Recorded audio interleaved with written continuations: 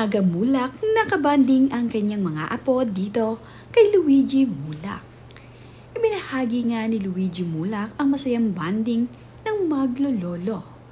Makikita nga dito sa video clip na ibinahagi ni Luigi Mulak sa kanyang social media na isinakay ni Aga Mulak ang kanyang mga apo dito sa jet ski.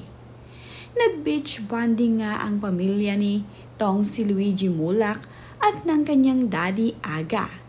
Kitang-kita naman na nagdadalaga na at nagbibinata na ang dalawa sa mga apo ni Aga Mulak dito kay Luigi.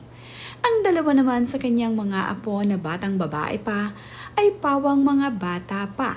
Nakakatuwa nga na sa ganitong pagkakataon ay makita ang pamilya ni Luigi Mulak na nakakabanding din ang kanyang ama na si Aga Mulak.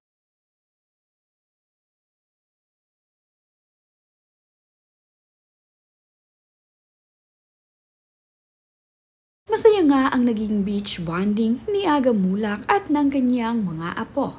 Nakakatuwa nga na makita na sa mga ganitong pagkakataon ay close na close pala ang mga anak ni Luigi Mulak dito sa kanilang lolo Aga.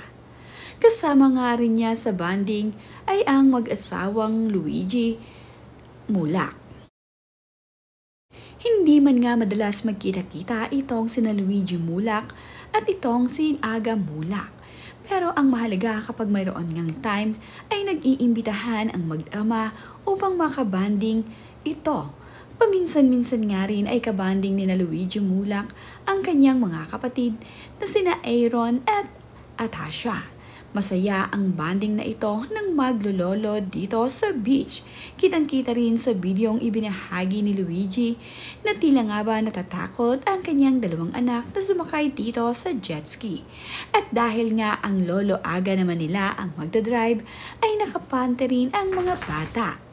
Makikitang napakasaya ng banding na ito ng pamilya ni Aga Mulak at nitong si Luigi Mulak. Hindi naman nakita sa video itong sina Charlene dahil siya nga ang nagkukuha ng video sa kanyang asawa na si Aga Mulak. Suportado rin naman ni Charlene Gonzalez ang kanyang asawa na si Aga Mulak kapag ito ay nakikipagbanding sa kanyang mga anak at sa mga apo.